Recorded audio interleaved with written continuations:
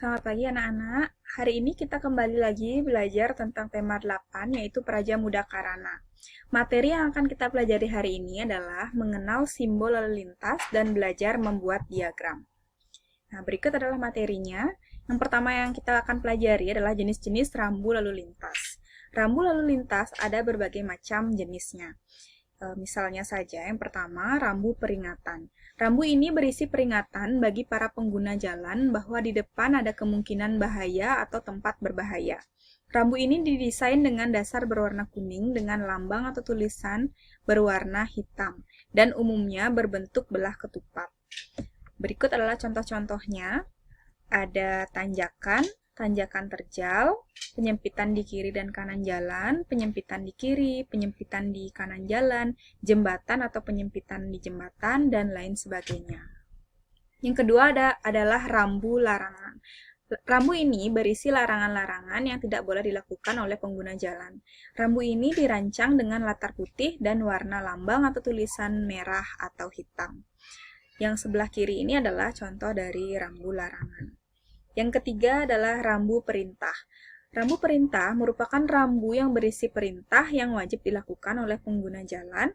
Rambu perintah ini didesain dengan bentuk bundar berwarna biru dengan lambang berwarna putih. Berikut pada sebelah kiri adalah contoh gambar dari rambu perintah. Yang keempat adalah rambu petunjuk. Merupakan rambu-rambu yang menunjukkan sesuatu. Berikut adalah berbagai macam contoh dari rambu petunjuk.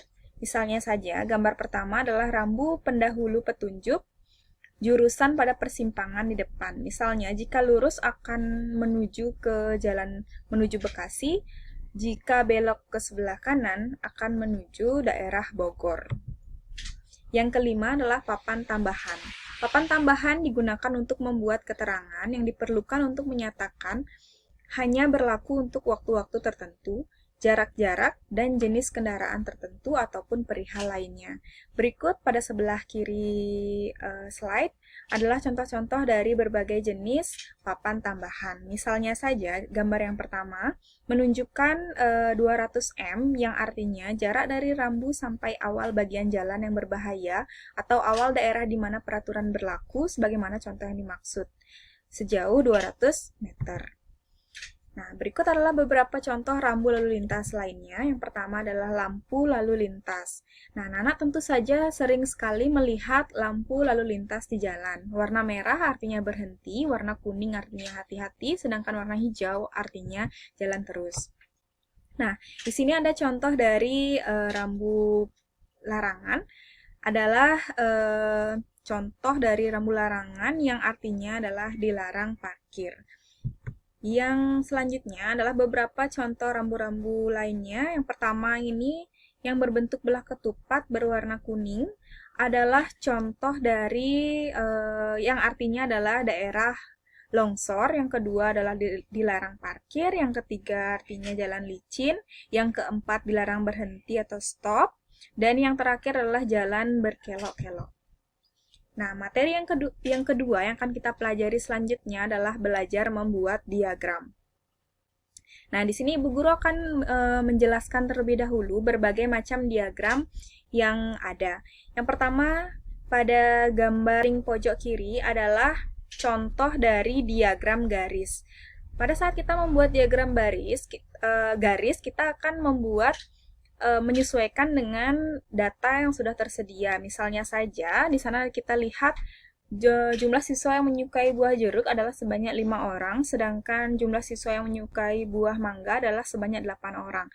Dari titik 5 itu akan dihubungkan ke titik 8, sehingga akan menghasilkan sebuah garis, sehingga tabel tersebut disebut sebagai diagram garis. Yang kedua adalah diagram lingkaran. Diagram lingkaran berupa lingkaran-lingkaran yang terbagi menjadi beberapa bagian yang merupakan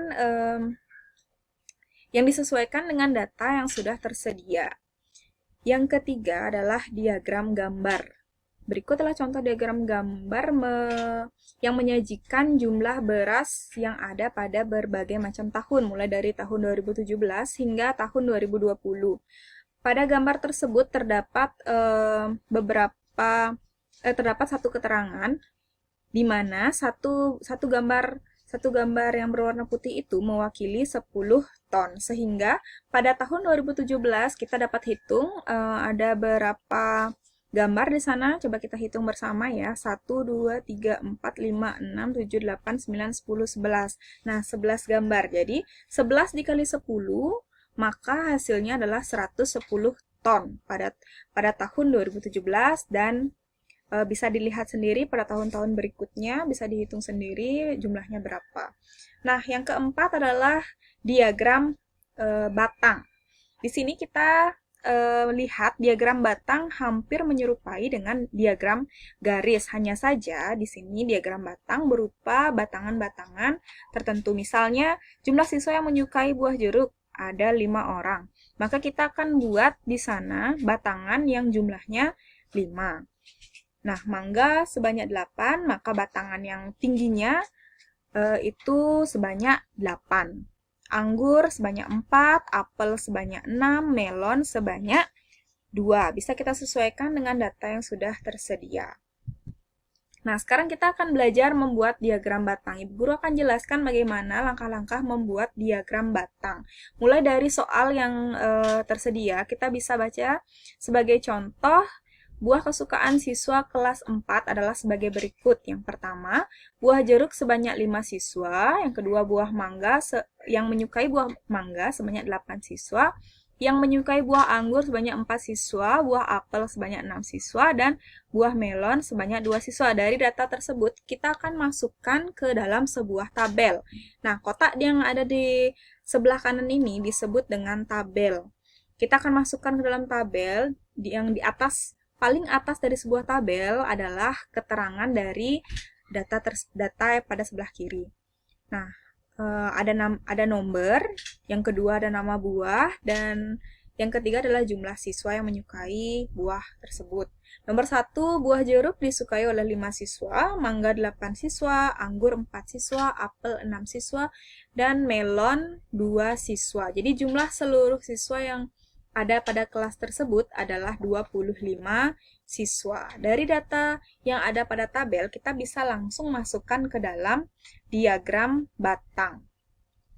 Jeruk bisa kita lihat, kita sesuaikan ke sebelah kiri. Jumlah siswa yang menyukai jeruk adalah 5 orang, jadi kita membuat batangannya setinggi 5 terap.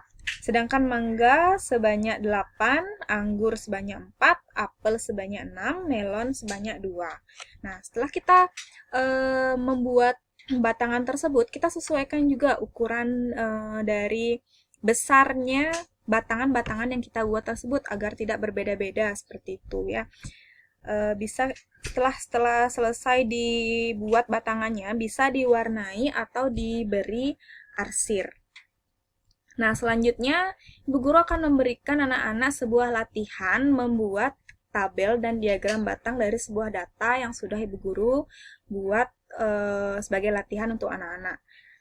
Yaitu adalah contohnya, hewan peliharaan siswa kelas 3 adalah sebagai berikut. Yang pertama, kucing sebanyak 6 siswa yang memelihara, anjing sebanyak 10 siswa, kelinci 7 siswa, ayam 8 siswa, dan ikan 2 siswa. Silakan anak-anak coba membuat tabel dari data yang sudah Bu Guru buat untuk anak-anak.